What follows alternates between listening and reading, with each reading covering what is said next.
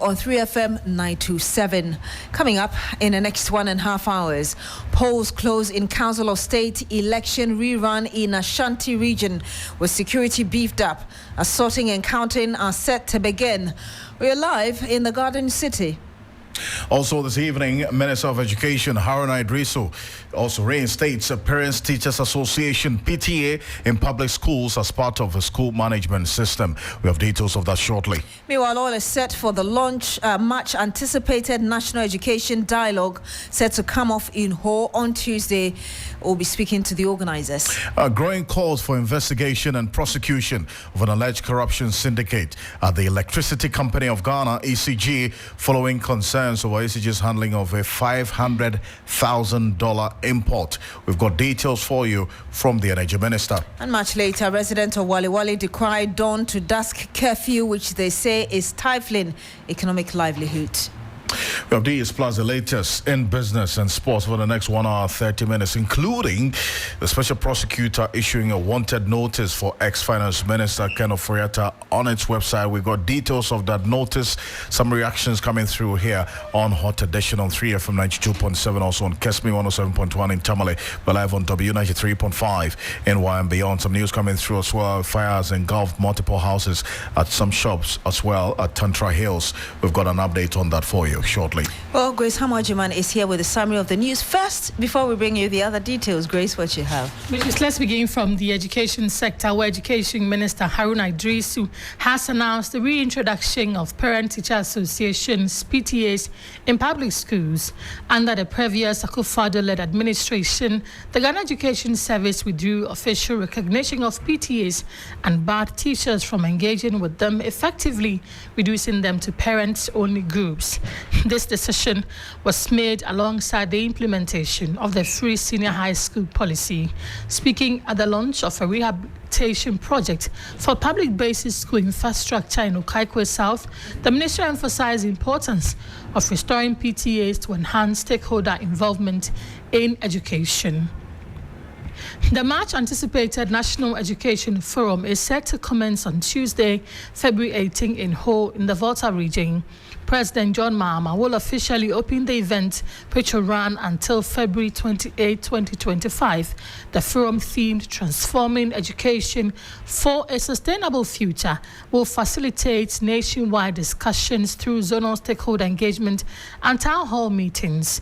Key focus areas include infrastructure development, quality education, governance and accountability, education financing, and research and data collection. And before I go, President John Mahama has ruled out extending Ghana's current $3 billion extended credit facility agreement with the International Monetary Fund, IMF. This follows a meeting last week between IMF officials and Ghana's new finance minister to discuss the country's compliance with the existing financial framework. John Mahama's administration remains focused on implementing the terms of the agreement without seeking an extension despite ongoing economic challenges. That's it for the summaries. Thank you very much, Grace Hamajiman. Let's go to the Ashanti region now, because the keenly contested Council of State elections in that region is being held today following the botched attempt last week. Polls, which opened at 7 a.m. amid tight security, is expected to close at 5 p.m. to pave way for sorting and counting and subsequent declaration of a winner. The Electoral Commission rescheduled the polls to today after facts linked to one of the contestants disrupted the first exercise last week, Tuesday. This prompted calls for the exercise to be relocated to a secured venue to forestall any violence. As at 2 p.m., 85 out of 86 delegates had cast their ballot. Well, let's cross over now to Kumasi, where our reporter has been monitoring the election process to find out whether or not polls have ended and what the atmosphere is like. Ibrahim Abubakar will be joining us very shortly with the latest from there. While we are to stay with us here on Hot Edition on 3FM 92.7, also on Kesme 107.1 in Tamale and beyond. We're live on W 93.5 in Wa and beyond. Your thoughts and views, comments and opinions are welcome on 3FM 927 on Facebook, also on X. So we'll keep an eye on how things are playing out in the Ashanti region. We understand 7 persons have been arrested as a result of some chaos as well that erupted earlier today during that election of the Council of State member for the Ashanti region. The election was rescheduled, as you might really be aware, following the disruptions during the sorting and counting of ballots, which turned chaotic when unidentified thugs stormed the venue. So that's the information that we have right now. 7 persons have been arrested. We don't know as yet whether the one person who was supposed to cast his ballot for the 86 delegates to be completed has done so. All right, so let's go now to Kumasi because Ibrahim Abubakar is standing by for us. Ibrahim, what's the latest from the poll so far before we go into the arrest and other issues?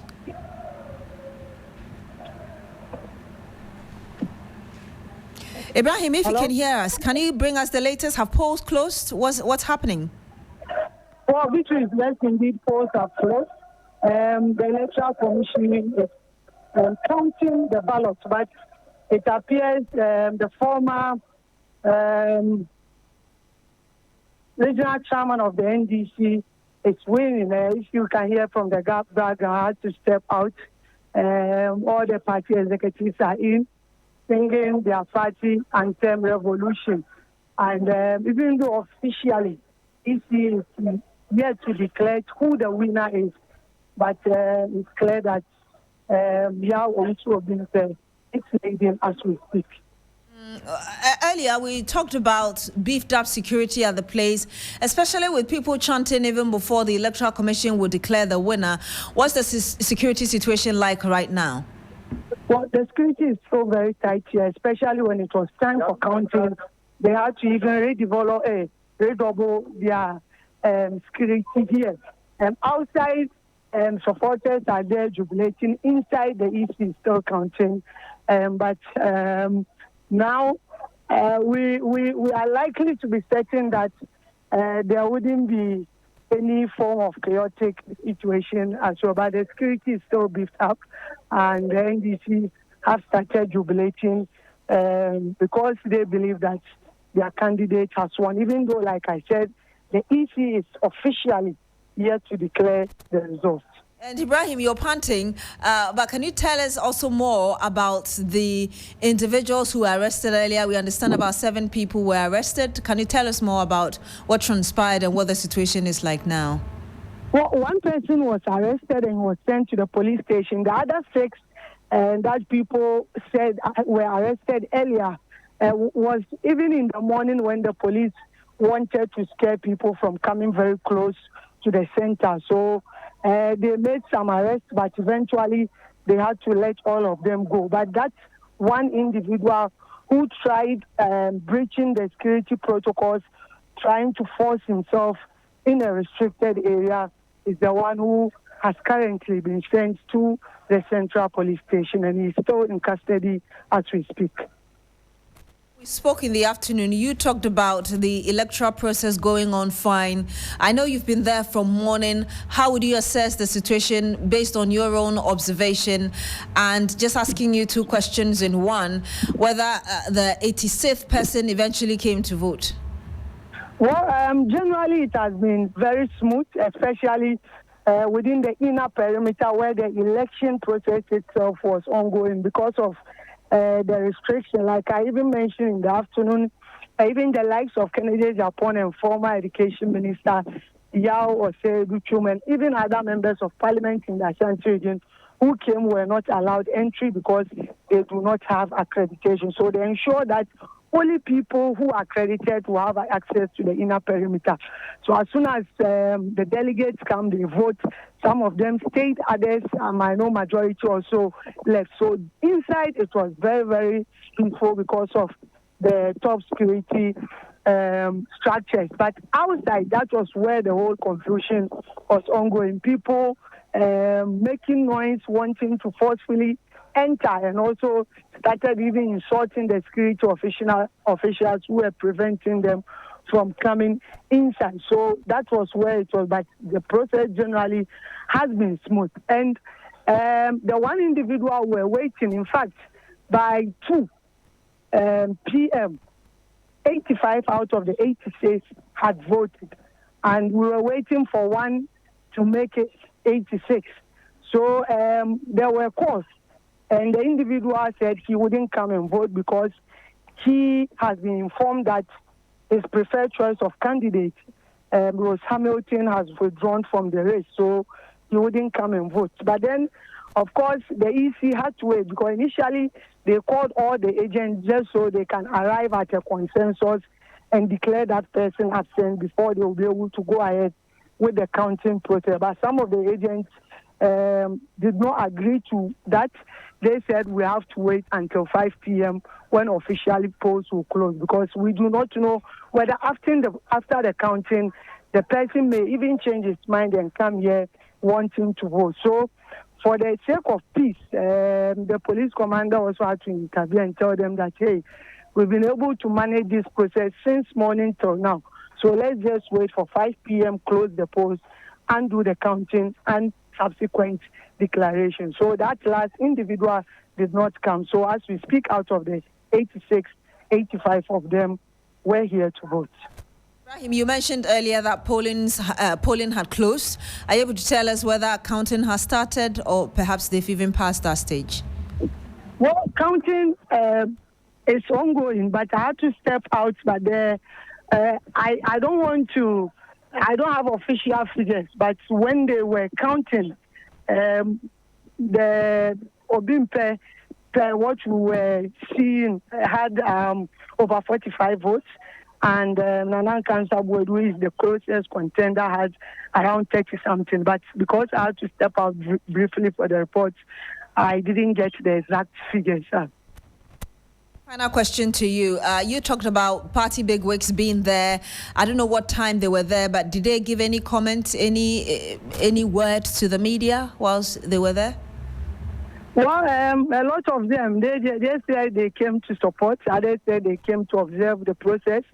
But, like I said, even in the afternoon, this election ideally is not supposed to be partisan, but it has taken a political twist. So you find members of the National Democratic Congress coming here in their numbers supporting their former regional chairman, also having members of the New Patriotic Party, like the members of parliament, some party bigwigs also coming here to support. So they were just hoping that everything will be done orderly, because everybody you speak to in the afternoon was confident of winning the election based on their engagement with the delegates. So they were all hoping that everything will be done in an orderly manner so that at the end of the day, we'll be able to count and declare whoever is the winner. But clearly after the declaration, I even spoke to a former member of parliament for Bantima, Kokofu, who is not too excited. He said there were a lot of intimidation that went on and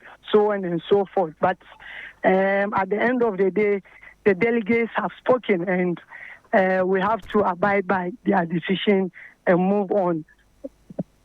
Excellent work. Thank you so much, Ibrahim Abubakar, reporting live from Kumasi in the Ashanti region, where polls have come to a close regarding the election of a Council of State member representative from that region, an election which had to be rescheduled today because of the violence that marred it last week. Well, away from this matters related to the election of this Council of State representatives across the regions, Minister for Education, Haruna Idrisu, has announced the reintroduction of Parent Teachers Association, that's PTA, in public schools. The Ghana Education Service, under the ex-Wale Akufo-Addo-led government, withdrew the state-recognized PTA system and barred teachers from having anything to do with such groups. Now, this effectively reduced the parent-teachers associations to just an association of parents really having conversations about the welfare of their children. Now, this followed that introduction of the free senior high school policy and the speaking at the launch of a rehabilitation project for public basic school infrastructure in Okaikwe South. The Education Minister, Haruna Iddrisu, announced the restoration of the Parents-Teachers Association. This, he explained, aims to empower parents to contribute to the development of the schools nationwide. I am particularly happy to announce that PTAs will be introduced back into the management of education under the presidency of Excellency Dr. Adu.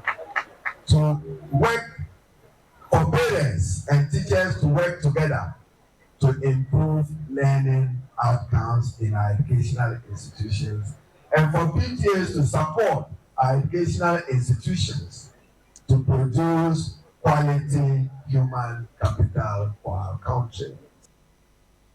That's Education Minister. I accept it as a wake-up call. He is urging government and the states that when we promise free, which the free will mean investment in infrastructure, investment in textbooks and exercise books, investment in the quality of teachers. He assures me again that he would invest in motivating teachers in this particular area to give their best to our young people. As Education Minister Haruna Iddrisu there, he also did not only restore PTAs, but also reinstated the national standardized test for pupils in primaries 2, 4, and 6. Take a listen to him.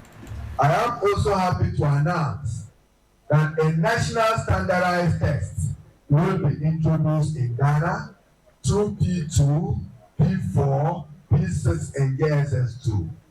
And the intention is simple. You don't want to train a child. Now the only time he's asked to write exam is prepare for PCA and get ready for PCA. When the child has never gone through even the psychological environment of an examination room.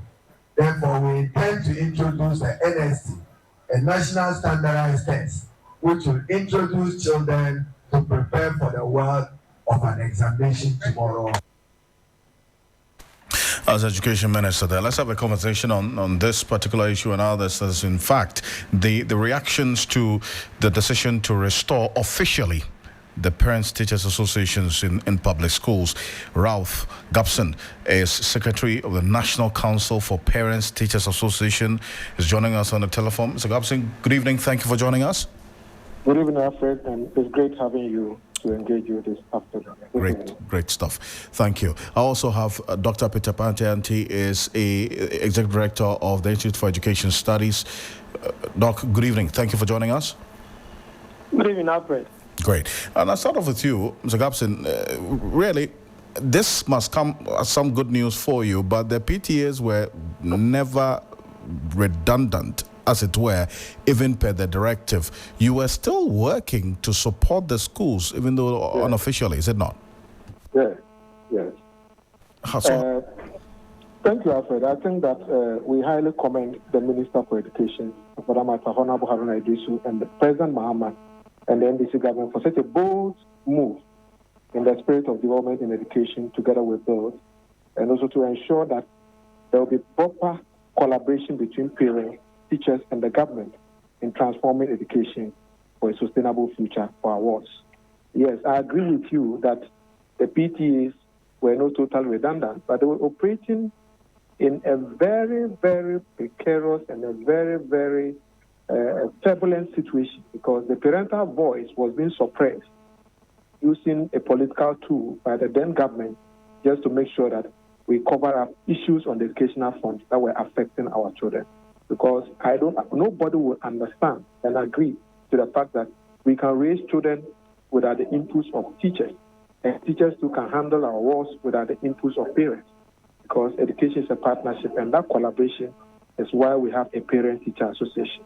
So officially, the government position on it is a policy statement by the minister.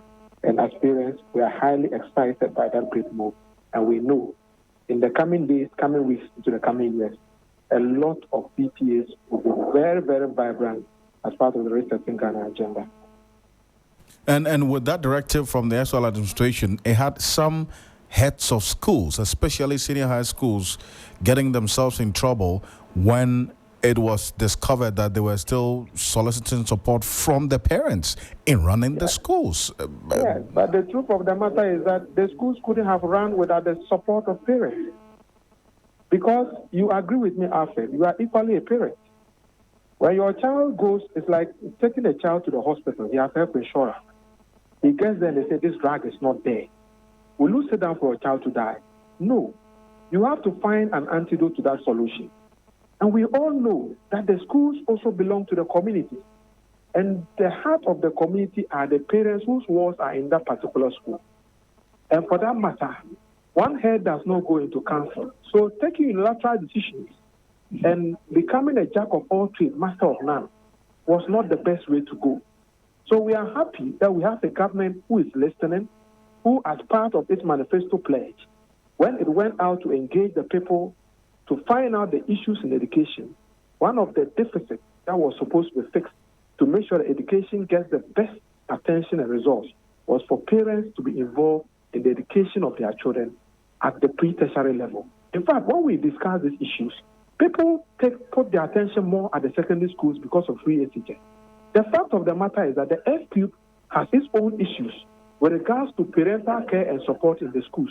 The public schools have become so distressed to the point that when the government funding in education is not coming, capitation grant is not coming, and children are supposed to go for sports and culture activities, they convene PTA meetings and rely on parents to raise funds to support these kind of activities to go on.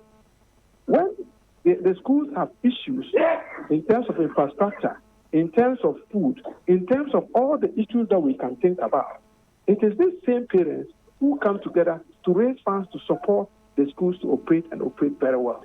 So the PTAs went nosedive.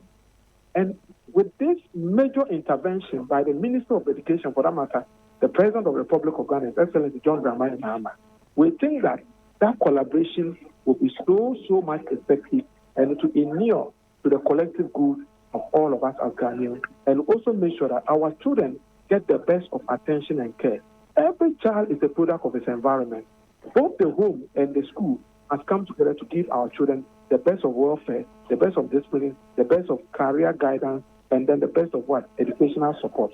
So our collaboration so far, as the national PTA, we have insisted that these things, when we have a PTA, it will enhance governance and then collaboration, because we will have a common fund, and the PTAs will be able to ensure that governance, coordination, and other operational activities of school-based PTAs at all the levels are well done. It will also improve infrastructure and resource support in the schools.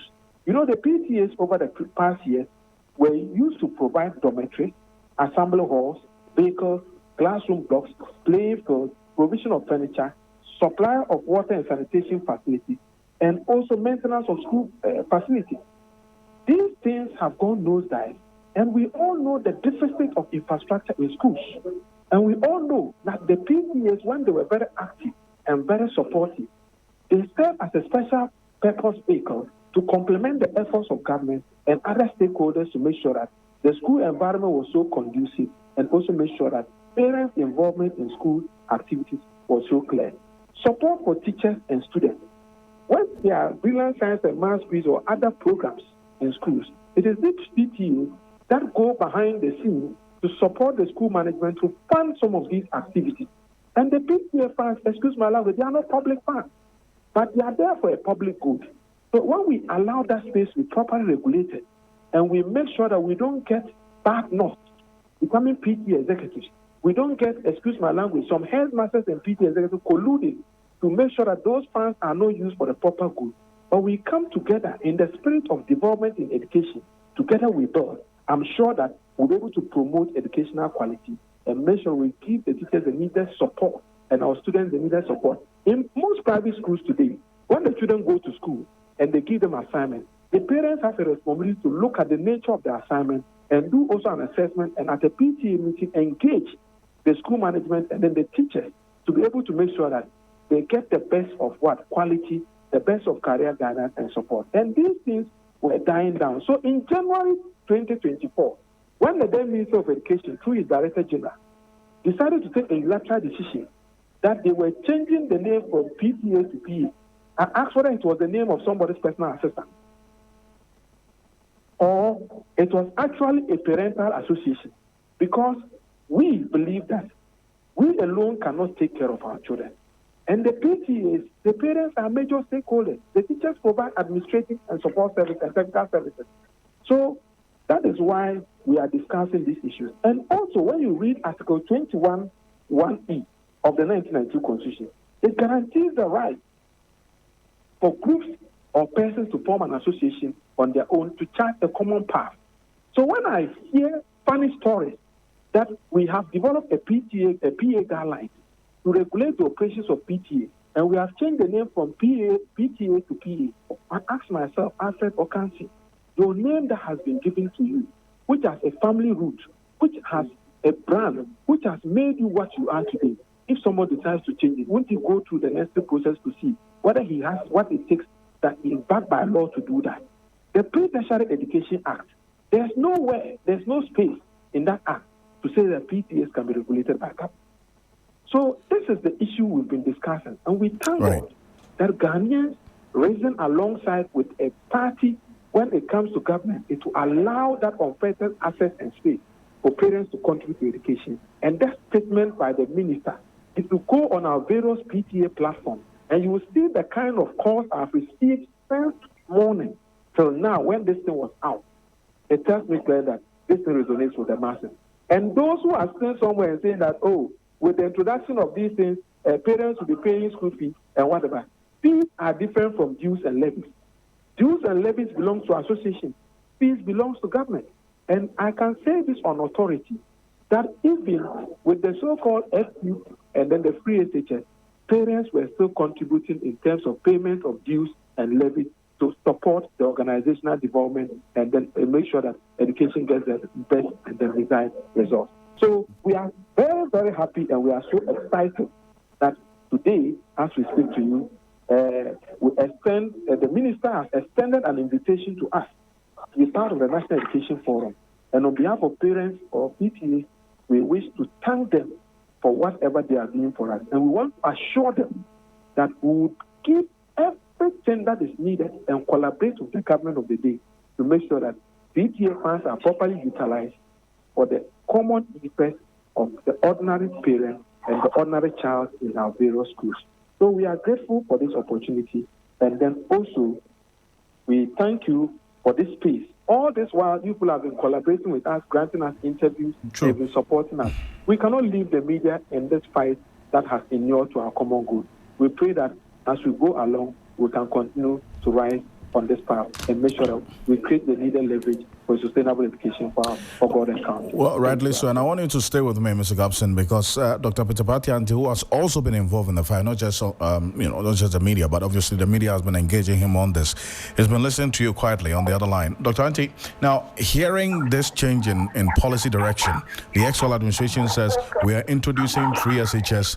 We don't need you, the parents, to contribute to the welfare of your children. Just leave us. The state will take care of your children for you. And we saw the issues and how things played out, the reality of it. Now there's a new administration, change of policy direction. PTAs become officially recognized again for their contributions to also be recognized in taking care of their own children. How does this strike you? Yeah, Alfred, I think it's a good news.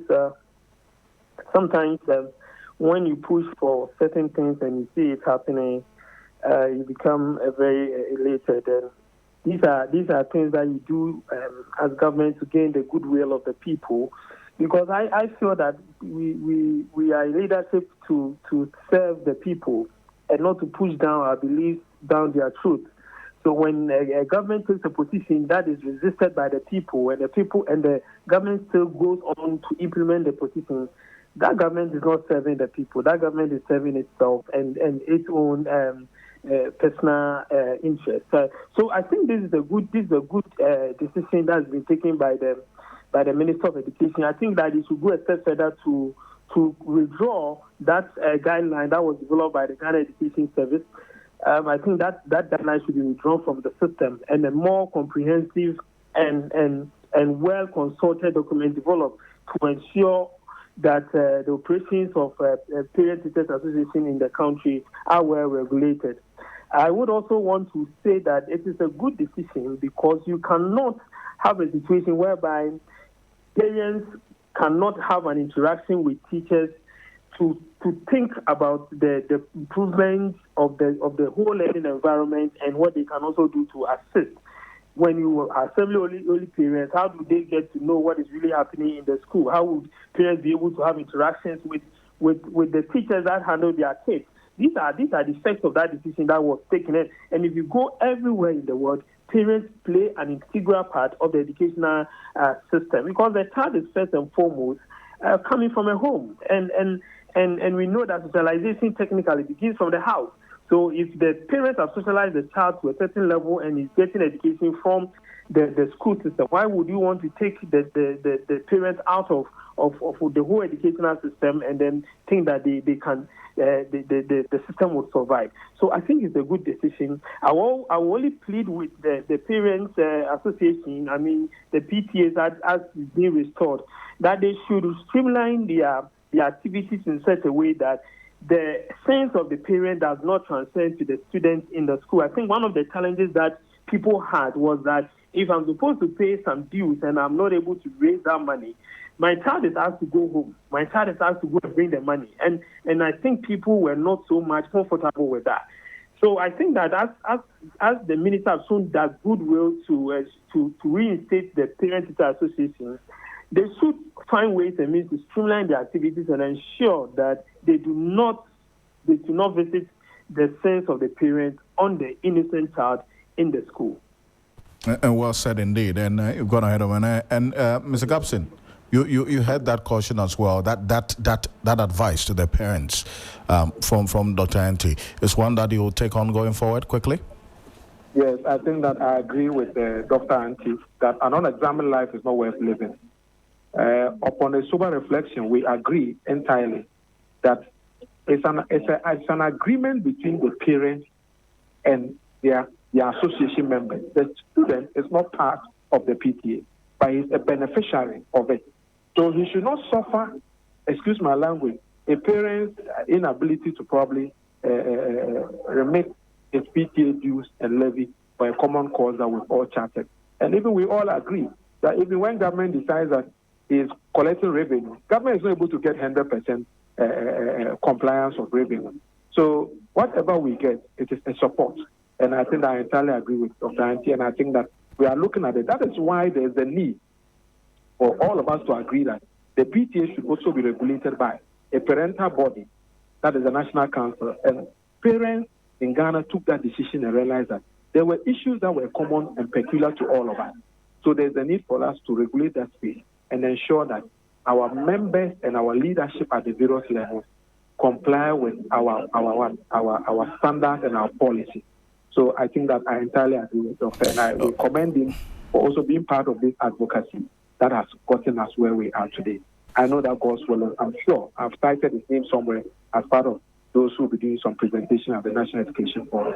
We pray that we can discuss the things better on the sideline and see how best we can complement each other for God's country. Right. Also, let me say this. It's very important for us to know that the fees we've been talking about is the same parents who pay the taxes that government uses to support educational development. So there should be a homegrown solution, an internal generation mechanism which is using the school-based PTAs to also mobilize to support whatever government is doing. We are grateful for that opportunity. And in fact, it's refreshing to hear you talk about the regulation of the PTAs as well, because while we were just talking, one of our listeners just sent us a message saying, good evening. We want to find out from the PTA national chairman. She says her son is in St. Martin School and so on, and they got a notice that there's PTA commitment, PTA dues of 200,000, motivation fee of 100 cedis per semester, and a PTA project of 250 cedis. each. Are you aware of anything of the sort? We are not aware of it because the system is not allowing us to regulate. If the system was allowing us to regulate, we would have put ceilings based on the strength of various schools and also be able to make sure that people don't take advantage of the system to abuse parents. So these are the concerns why we think that we need to take this conversation to the next level. And everybody will appreciate the reason why the National Council must be allowed to operate. There's a pharmacy council. There is what council that regulates their members.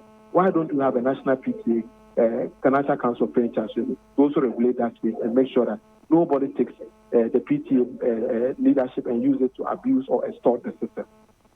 Thank you.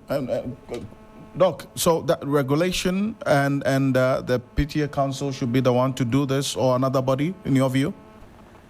That's why I think that the minister should go a step further and withdraw the guidelines that was developed for the Parents Association, and then facilitate the development of a comprehensive document that will regulate the Parents Teachers Association in the country. I think that is the next step that they should go. If they do that, then we would have a streamlined kind of payment system, amount of money to pay, where to pay to, all those things would guide and would help eliminate the excesses that is always experienced in the system. So I think it is good he has announced this. He should move a step further to withdraw the earlier document that was put in the public domain by the then DG of GES, and then facilitate the development of a new one that encompasses both the parents and the teachers and the way that association should be run. Thank you. Dr. Peter Patianti, Executive Director of the African Institute for Education Studies, and then also to you as well, the National Secretary of the National Council of Parents Teachers Association, Ralph Gabson. Gentlemen, thank you for joining us. Now, let's bring you some more here, because as we talk about this, the government's much anticipated National Education Forum is also expected to begin tomorrow, Tuesday, February 18. President John Mahama will open the forum tomorrow in Ho in the Volta region. The nationwide forum, which will end on February 28, 2025, is on the theme Transforming Education for a Sustainable Future.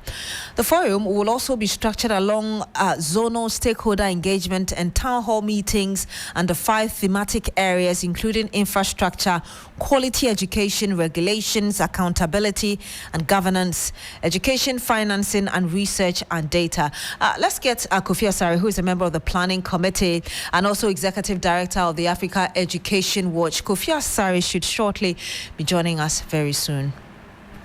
And stay with us here on Hot Edition on 3FM 92.7, also on Kesme 107.1 in Tamale and beyond. We're live on W 93.5 in Wa and beyond. Your thoughts, views, comments and opinions are welcome right out to you and to the rest of the world. We're also streaming live on Facebook at 3FM 927. Get you the details shortly.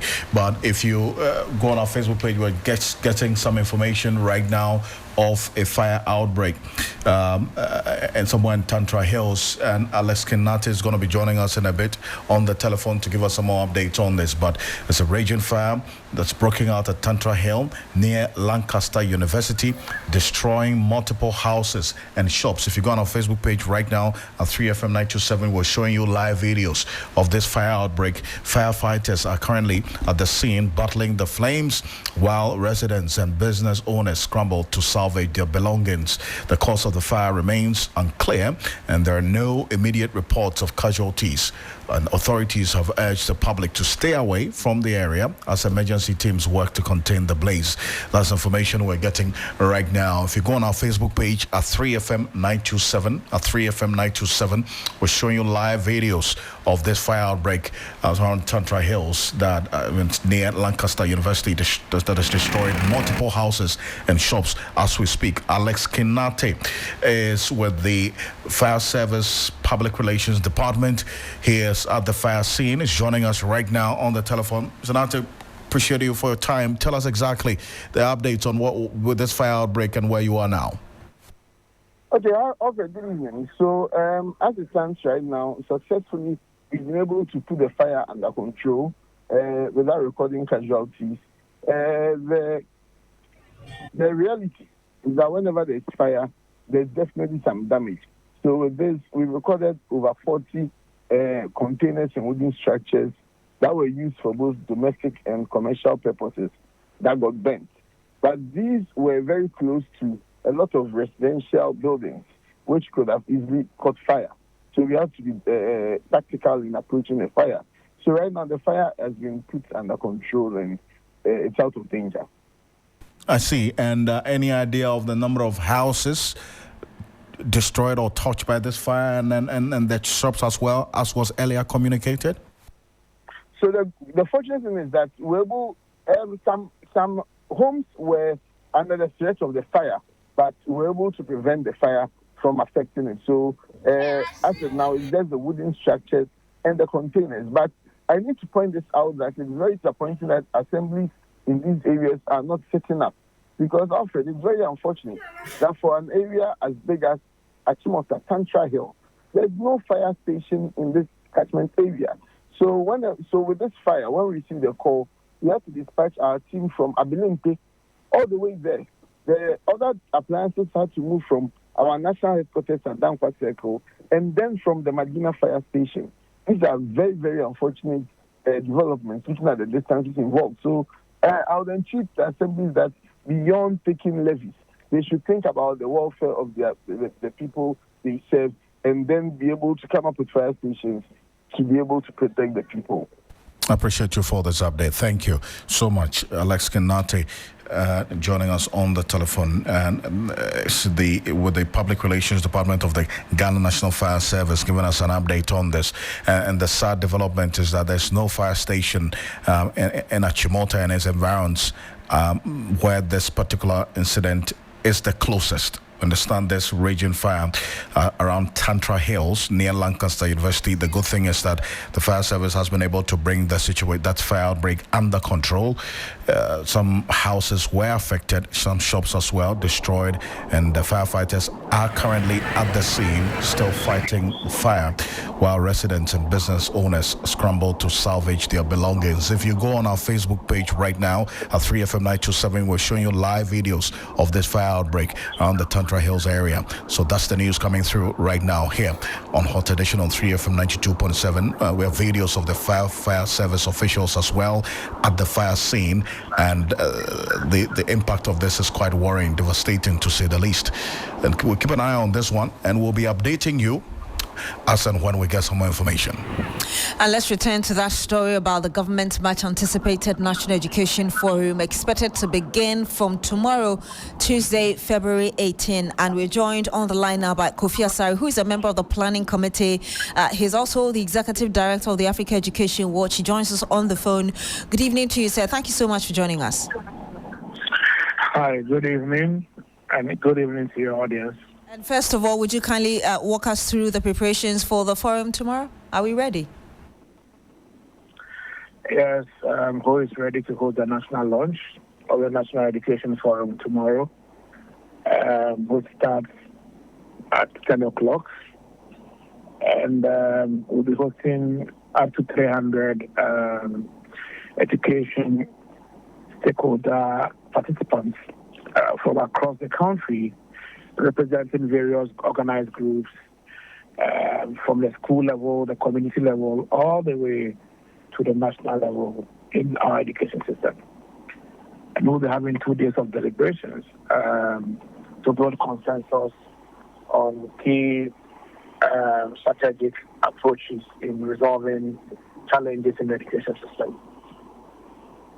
So tell us, I know that this forum is under 5 thematic areas, and that includes infrastructure, quality education, regulations, accountability, education, financing. These are all areas that Africa Education Watch, you had done some research on and had spoken about. Going into this forum, starting with the very first one tomorrow, in what format or shape should we expect this to take place, particularly the one for tomorrow?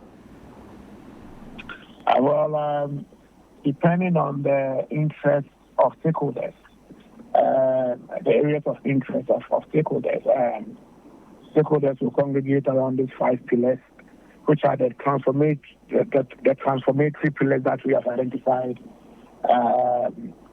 around which the key issues will revolve around. And it is our expectation that each pillar is discussed within the context of the various sub-levels of our education system, i.e. basic, secondary, TVET, especially, while taking good cognizance of inclusion as a cross-cutting theme. So stakeholders, based on their area, focus areas, will congregate around the 5 transformation pillars and discuss the key issues and make recommendations for addressing key issues that confront progress in those particular pillars. It is our understanding that it is only when progress is made holistically in all the 5 areas that we will be successfully gravitating towards the outcomes of the education side of the plan, which we have to meet by the year 2030. I hear you talk about stakeholders. Are you able to tell us some of those stakeholders you expect to come and the invited guests as well? We will be hosting market women, we'll be hosting drivers, we'll be hosting security agencies, we'll be hosting PTA members, we'll be hosting school children, we'll be hosting trade associations, welders, electricians, hairdressers associations. And then also in the formal sector, we'll be hosting headmasters of basic schools, senior high schools, education directors, professors of education, civil society organizations, everyone who matters, from the community to the Ministry of Education, is being represented at this forum. I didn't talk about teachers. We are hosting about 11 different teacher unions and many other CSOs and NGOs that are involved in education at all levels. Let me indicate that after the national launch, there will be zonal and fora held across the country. And so the first will be the one for Volta region and OT, which will be held in Ho at the Ho Technical University on Wednesday. And then there will be the one held in Cape Coast on Friday for Central region and Northern region, Western region, to be held at the University of Cape Coast. There will be the Greater Accra and Eastern Region Zonal Engagement that will be held at the UPSA on Friday. Then the next week we'll move to Bolga, and then down to Tamale. Then simultaneously another group will be doing zonal engagement in Tsunami, and then down to Kumasi for Ashanti region. At the end of the zonal engagement, we shall converge again in Accra between 26 and 28 and have a national validation where all the key issues and recommendations emerging from the zonal engagement and the national engagement will be validated and decisions taken in respect of which recommendations to go with moving in the next medium term and within the context of the current education strategy plan 2018 to 2030. So this is the plan for engaging Ghanaians on building consensus for the way forward for education. Thank you so much for speaking to us, Kofi Asare, a member of the Planning Committee of the Government National Education Forum, which is expected to begin from tomorrow, Tuesday, February 18. Will start in Ho in the Volta region. Kofi Asare is also the Executive Director of the Africa Education Watch. It's live here on Hot Edition on 3FM 92.7, also on Kesme 107.1 in Tamale and beyond. We're live on W 93.5 in Wa and beyond. Now, some industry watchers are calling for investigations and prosecution of a corruption syndicate allegedly at the Electricity Company of Ghana, ACG.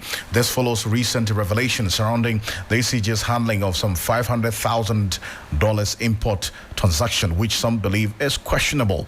Minister for Energy John Janapo in a TV3 exclusive interview disclosed the failure by the ECG to clear imported goods from the port, leading to the consignment being auctioned at a price far lesser than the actual value and later resold to ECG.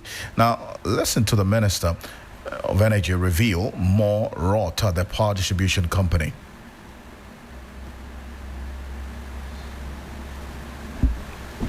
We'll give you details of that shortly here on Hot Edition on 3FM 92.7, also on Kesme 107.1 in Tamale and W93.5. And former Auditor General and a member of the Operation Recover All Loot, Daniel Yao Domelevo, has appealed to students who have moral and ethical standards in order to solve the challenges facing the country. According to him, there's a need for tertiary institutions to imbibe ethical skills in students to end the leadership crisis.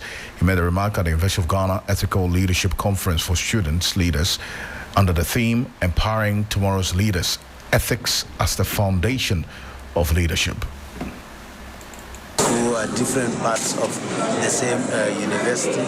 So this is not the first time. But you know, these are the future leaders, they call them. So if we don't start inculcating into them good leadership skills or values, then we don't have a future. So we think they have a lot of role to play. That's why we are interacting with them, so that they even know that they can hold people who are occupying public offices accountable, because the decisions that they take and the things that they do affect all of us. And that is the reason why we think this engagement is very important.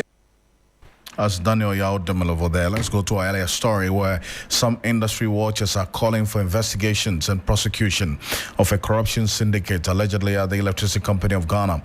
This follows recent revelations surrounding the ECG's handling of a $500,000 import transaction, which some believe is questionable.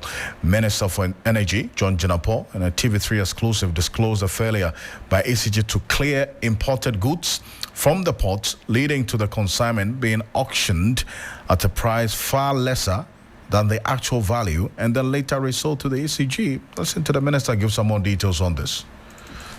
They have about 3,000 containers stuck at the port, generating demurrage of about 1.5 billion.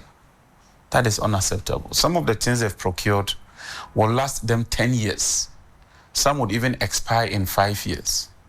And so we've commissioned a committee to investigate ECG's procurements and the cause of these containers stuck at the port. And the committee is doing a very good job. So far, the preliminary report I've gotten indicates that there's massive rot at ECG. They do not follow procurement guidelines. They do not follow procurement processes. They do not conduct a needs analysis, and they just engage in brazen procurement. And so we're waiting for that report. But beyond that, there will be another technical report. What the PwC has done is a financial audit. We want to do a human audit, human resource audit, and a deeper audit of all the energy sector SOEs, which then gives us the clear picture and view as to the inefficiencies, so that we can tailor that in terms of our policy objectives and policy directive to address this. But in the interim, I've issued a very strong memo to ECG, directing them to pay all collections into a dedicated account. And this month, I intend to monitor that. And this dedicated account is separate from what already exists? There's an account that they hold, and we are of the view that it should be a national bank account where all the monies will be deposited. And then the cash waterfall mechanism will then apportion that. ECG must learn to live within its means. They came and tried to justify why they would want to withhold that money, but I've overruled that as minister. And the policy is that all these monies ought to be accounted for in a dedicated account. And even all those doing the initial deductions, they must stop that. How many initial deductions do we have? In fact, from the back of the envelope, it sums up to about 250 million cedis. That's a whopping amount. We would not allow that. Let me make that clear. As minister, I will not allow that. And whatever it takes to break that chain, I'll break it. As the Energy Minister, John Jinapo, the Minister says a ban has been placed on ECG procurements until further notice. There's a rush to engage in procurement. And so I've put a hold on all procurements now. And I've asked them that if they want to do essential procurement, they should write to the ministry until the board is reconstituted. And when the board is reconstituted, we shall provide them with policy guidelines on procurement, so that we ensure that they follow strict adherence. Because I asked myself, if this company were yours or it was yours, would you engage in this level of procurement? You go to their warehouse, a lot of the equipment are at the mercy of the weather. I just checked from the port, and the security report I'm getting is that a container that costs about $500,000 is imported. ECG is unable to clear that container. Some way, somehow, somebody is able to buy that container at auction for 100,000 cedis, bring it into the open market, and resell it to ECG as $300,000. It will stop. And I mean, it will stop. That's the assurance from the minister on tariffs. The minister says government is under pressure to increase tariffs. IMF and the World Bank project that we should be increasing tariffs by about 58%. I mean, how you're going to increase tariffs by 58% is another major thing. And inefficiencies at ECG. The collection, the losses, and all those issues ought to be addressed. Are you currently facing that pressure to increase electricity tariff? When they did the analysis, it showed that there was a huge differential. Okay. One, we don't pay for what you would call capacity charges or redundancy. It's not part of the tariff. And so right from day one, the state has to shoulder that bill. But even what we consume is woefully inadequate when you look at the billing or the approved tariff as against the cost of electricity. So if you do a one-on-one on a parity basis, there's a major differential. But more importantly, it's not just about increasing the tariffs. If you increase the tariffs and you still go with a leaking basket, I mean, you're going to have a major, major problem. Right. So we must fix the inefficiencies, increase the revenue base, reduce the losses, and then that can help us make some progress. But from what we are seeing, if we don't do anything, by the end of the year, the system will collapse. Already, Power has sent a letter that they intend to discontinue the supply of electricity because we owe them $370 million. WAPCO and NGAS have also sent us a memo. The minister followed up and came personally to threaten that in March they would cut the supply of gas. ENI is also threatening. Jubilee says that right from November in 2023, not 2024, so over 1 year, they haven't been paid anything. So the challenges are quite enormous, and we are facing serious headwinds that we ought to address and take some drastic decisions. Okay.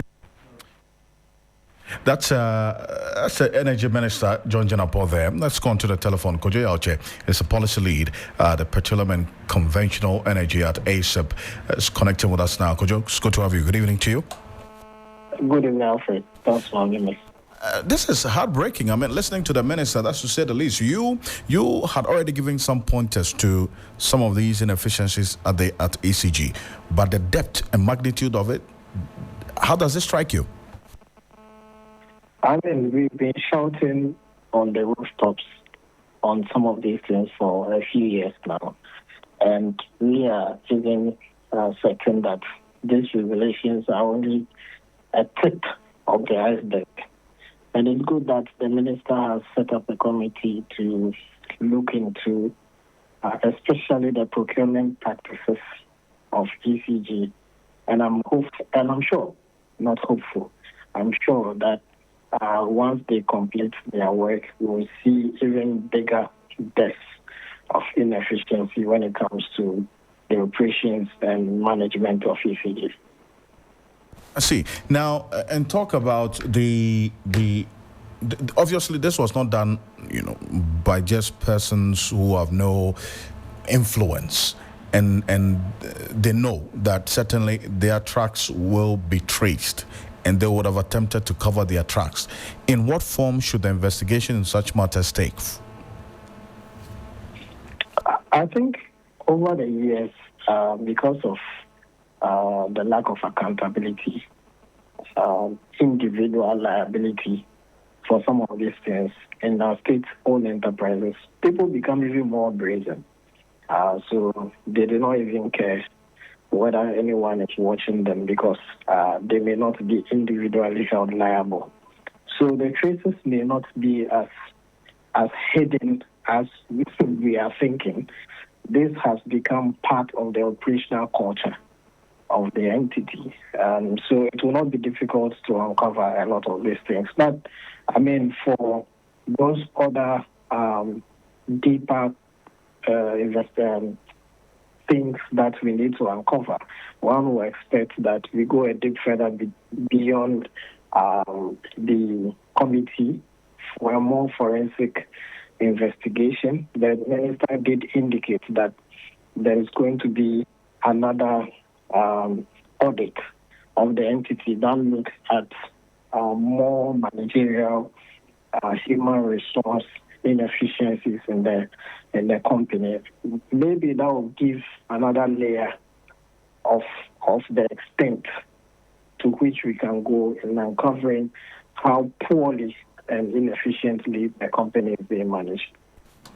Kojo, appreciate you for this. Thank you so much for your thoughts on Kojo Yauche, is policy lead, petroleum and conventional energy at the Africa Center for Energy Policy.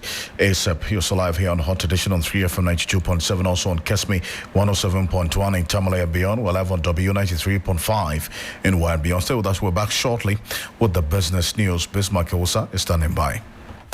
It's the battle of the teams in a 3FM 60-day Fit Start Challenge. Which team will come up tops? Will it be Team Comfort or Team Helen? Will age and tact triumph? Or will youth and energy win? Call or WhatsApp on these numbers: 0532 300 927 or 0532 200 927. Now, to join Team Comfort or Team Helen and enjoy holistic wellness coaching, specialized diet plans, and cooking tutorials, thrilling exercises, challenges, and activities, plus many exciting rewards. 3FM Fit Start, sponsored by Daffy's Health and Beauty, Bill's Microfinance and UGL Premier, and supported by Blue Skies and the Ghana Medical Association. 3FM Fit Start, your health, your journey, your victory.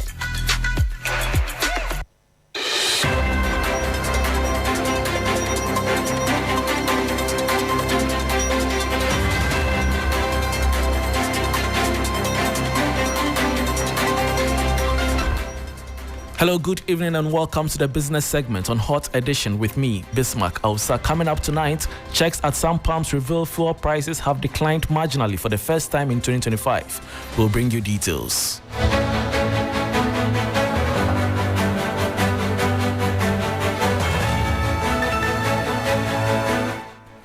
Thanks for your company. Now to the detail. Checks at some pumps revealed the prices of petrol and diesel have gone down marginally in the second price window beginning February 16, 2025. However, the price of liquefied petroleum gas, LPG, remained unchanged. The following 3 Business News Desk report has more. Some oil marketing companies, OMCs, have begun adjusting prices downward at the pumps following the commencement of the second pricing window of February.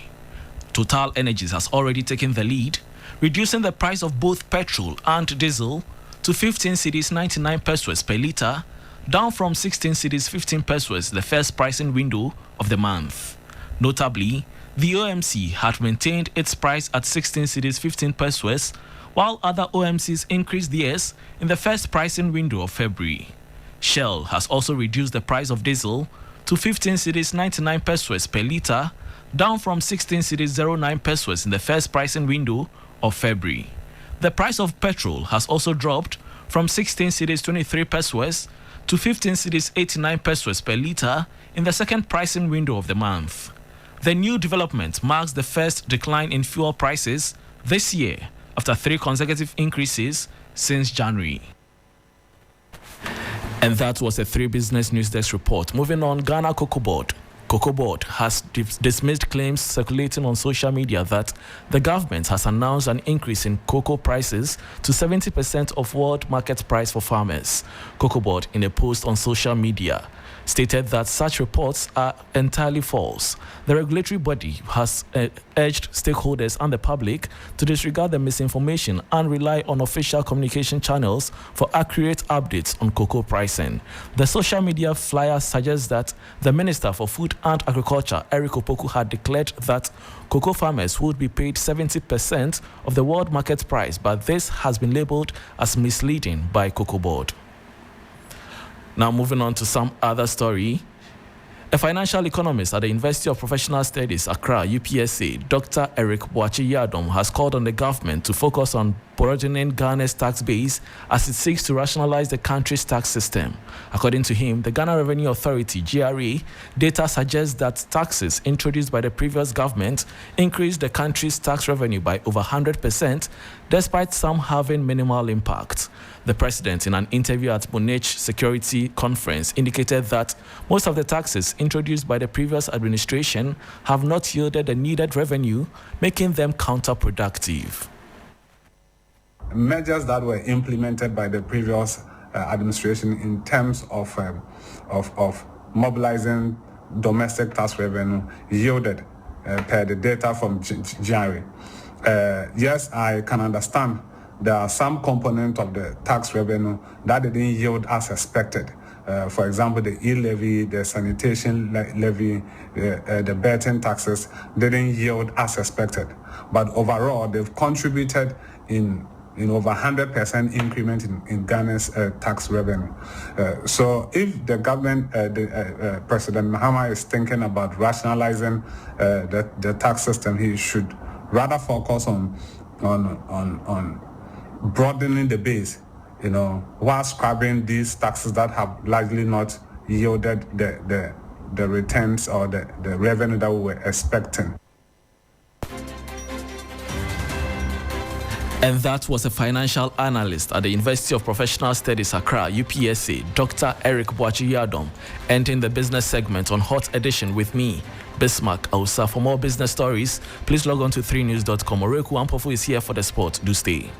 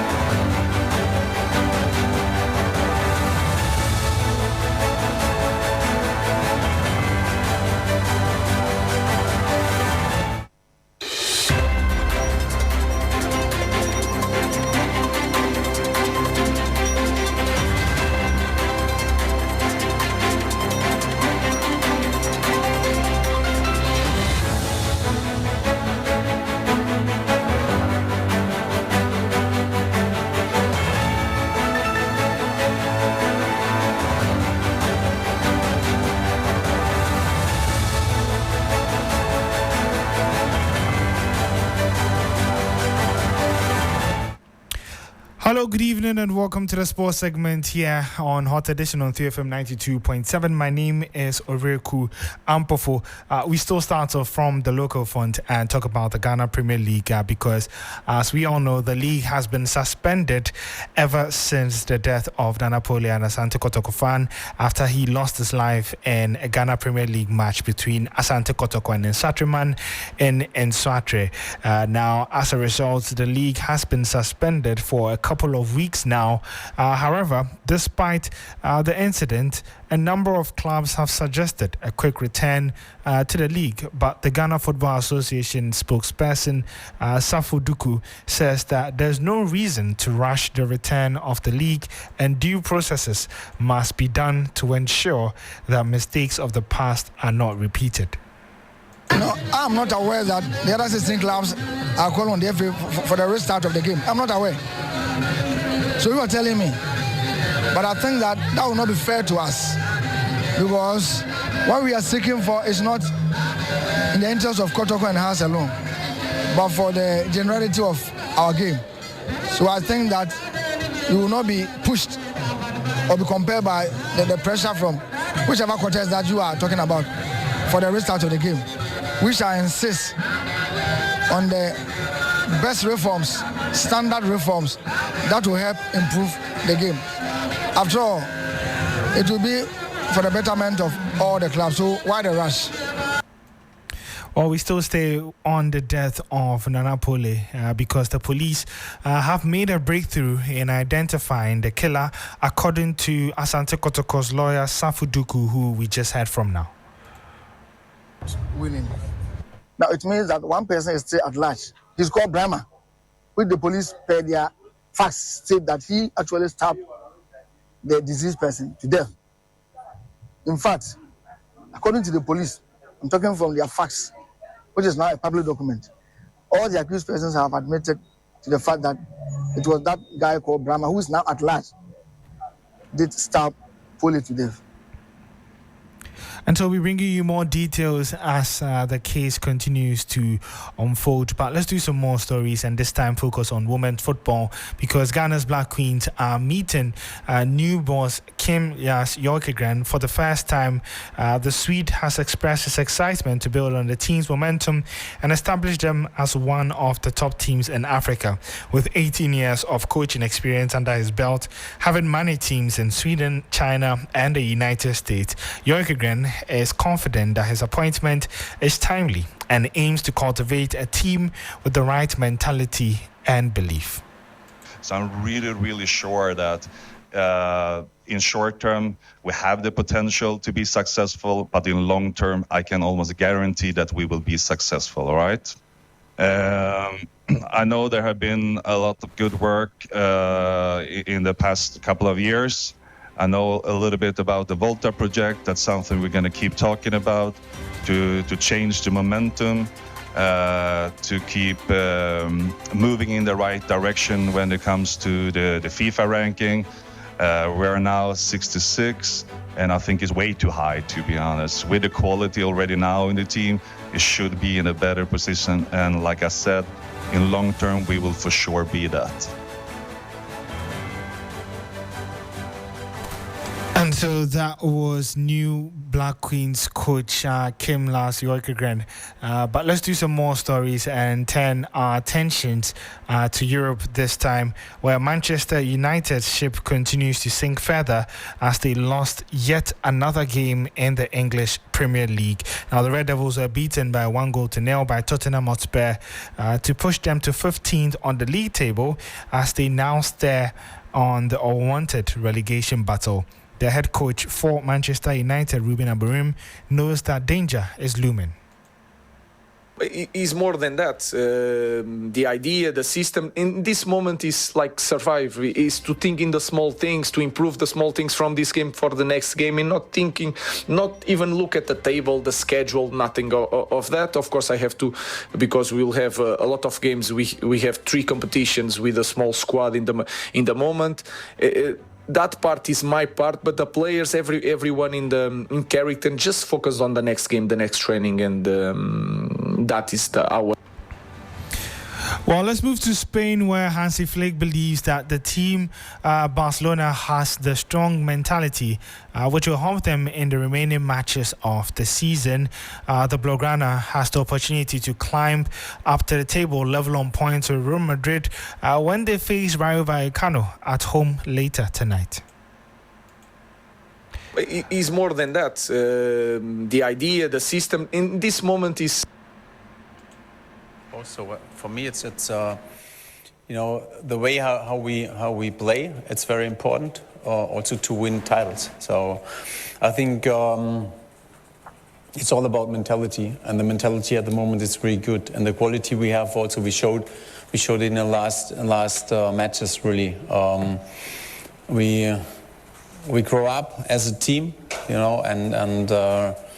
So this is what I like, and this is what is very important for me, and of course for the team, that they They play really good. They show the confidence that they believe in each other.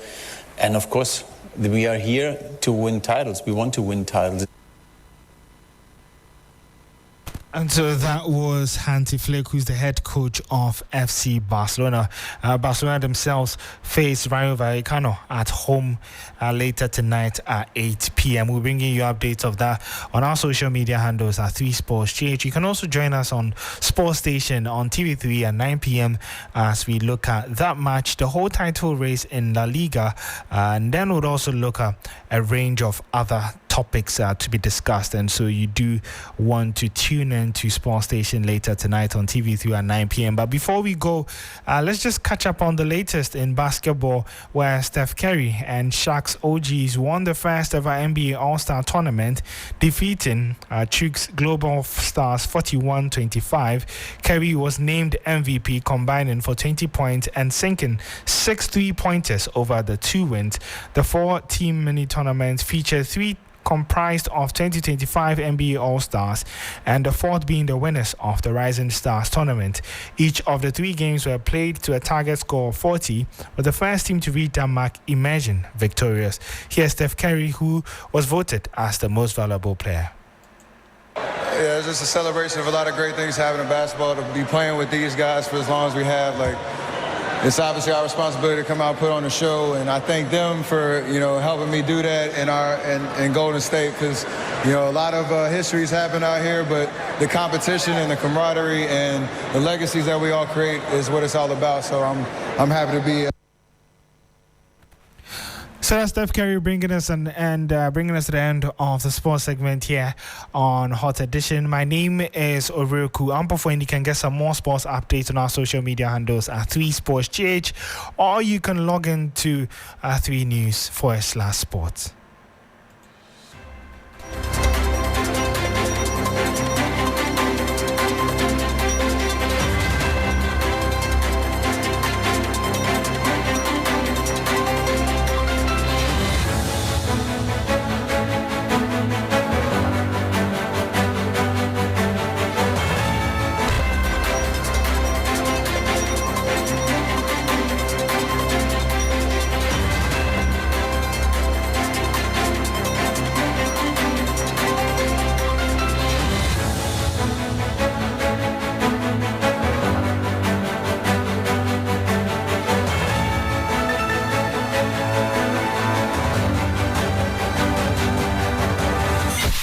Accra, Ghana, Africa, and worldwide.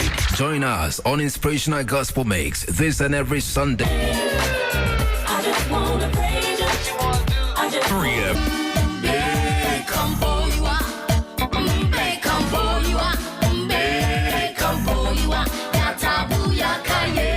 What is your favorite scripture? Well, my favorite scripture is Romans 8:28, and it says, all things work together for the good to them that love the Lord. Kwame, that is absolutely my favorite scripture. Yes, your Inspirational Gospel Mix, a moment to get inspired with the best of inspirational songs and interviews to get you prepared for the new week on every Sunday, 8 p.m. to 10 p.m. with me, your big brother, Kwame Adu, mixing G, mixing gospel. You can't miss it. You are blessed as you listen. 3FM 92.7.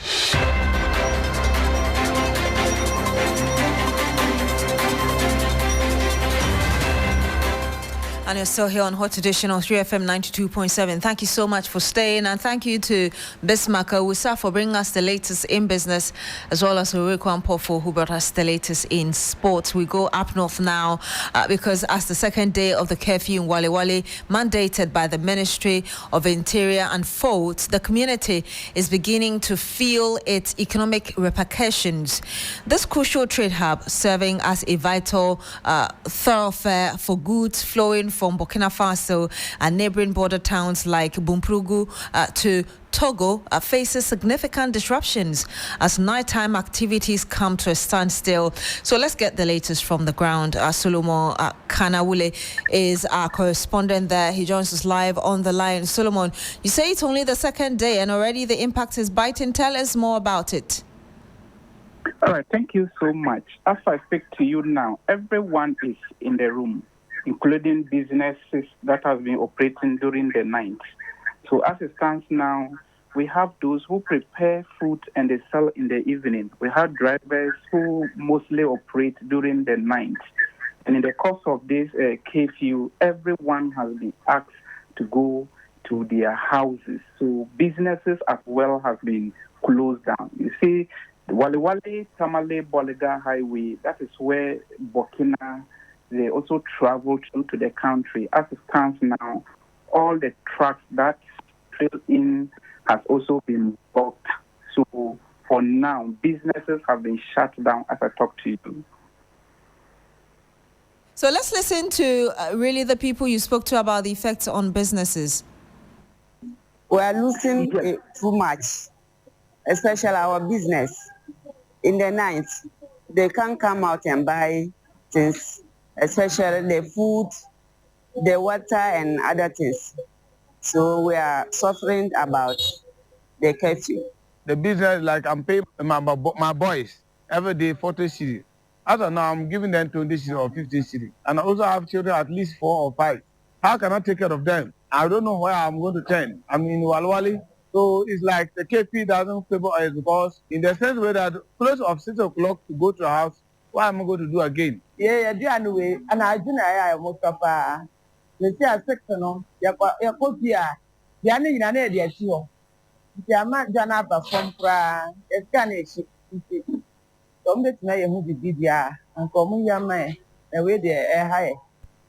And I heard there some residents of Wale obviously concerned about the curfew imposed on that town. We still do have Kanawule, our correspondent, on the line with us. Solomon, we understand that the regional minister has also been speaking. Are you able to tell us briefly what he's been saying before we hear directly from him?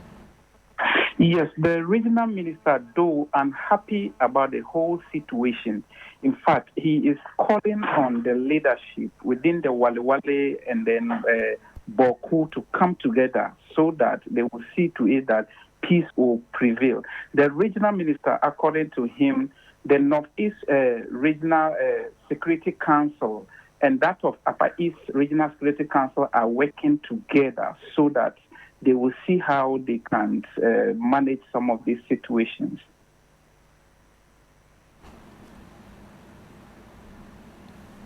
The ground with the tail. So far, so good. Because since the curfew started on Saturday up to date, yes, just the Saturday nasty incident that happened, which was completely avoidable and unfortunate. But just because people were not privy to what we were doing behind the scenes to curb this curfew. But if people were privy to see the tireless efforts that RICSEC took, I think they would have appreciated the efforts. But you see, when situations like this come, people are capable of coming out with falsehood, wild speculations. And before you get to the bottom to know that, these are falsehoods, then the harm had been done. Else, I don't think that we would have been where we are. And but since then, it happened up to date. I don't think we've recorded any nasty incident. And I think that, God willing, we are praying that everything will be under control and we'll get to the bottom of the matter. All those who are involved in one way or the other and unhappy, we'll find a way of addressing them amicably. And you heard that the Northeast Regional Minister, Ibrahim Tia. Let's get a quick word from Richard Kumado. He's a fraud and security consultant. Good evening to you, sir. Thank you so much for joining us. Thank you, Beatrice. Wale residents obviously unhappy with the dusk to dawn curfew imposed on it and asking for something to be done about it. Is their ask too big or justified? Definitely, yes. To the extent that we've used curfew several times in this country, and to some extent it affects their livelihood and it even creates some discomfort for the residents, then you can understand why the people in Wale are complaining. Having said that, curfew is the first stop or the first option for the Minister of Interior in crime zones or in crime situations where the heinous crimes have been committed and the law enforcement agencies will want to take control and have stability and bring peace to the environment. And so to that extent, you cannot also begrudge the Interior Minister who imposed the curfew. So they will have to work very hard and ensure that whatever led to the security breaches has been resolved. And once peace comes to the area, they might want to do something about the curfew. And you just rightly said, indeed, that it's just one stop. And the people earlier had even said that curfews never solve any problem. So in the mid to long term, really, what do you think should be done to ensure there's adequate security there? Now, I think they are struggling. Fatigue, my suspicion is that fatigue is setting. Personal motivation in this whole Boko conflict has become a major issue for the frontline law enforcement officers. There might be issues about methodology and the approach they have used so far. There could also be an issue where the frontliners are not getting the support they need from headquarters in Accra. And I will urge the president, who has just returned from the AU meeting, to have a quick word with the officers on the ground after. What this Wale attacks is showing, or is indicating, that the guys behind the attacks are trying to draw the conflict downwards to Wale specifically. And once they succeed in doing so, it will split the resources of the law enforcement officers within the Boko enclave. Secondly, they might also be wanting to create a stoppage and block the road between Tamale to Bolga. And once they succeed, they may use it as a ploy to launch a major offensive within the Boko enclave. And these are the two things that I think the law enforcement agencies need to pay attention to. Having said that, they will need remobilization, they will need motivation, fatigue has set in, and we will need to look at this conflict again, because Beatrice, guess what? This particular public safety challenges we are facing have nothing to do with the conflict itself. These are actions and inactions of people as a result of the conflict that is degenerating into the public space. So once the law enforcement officers are struggling to cater or take care of the public safety challenges, those with the traditional knowledge, the cultural knowledge, and the chieftaincy knowledge must also be busy solving the conflict itself. Other than that, we keep on going around in circles, and it keep on reoccurring, and they are trying to stretch the resources of the law enforcement officers, particularly the first responders, and that is why Wale is a hotspot that they don't need to take their eyes off it. Need to take their eyes off it. Thank you very much. We'll have to end it here. Richard Kumado, he's a fraud and security consultant.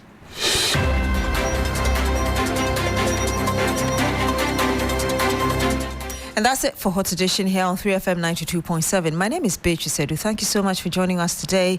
Log on to shrenews.com for more news. Do have a good evening.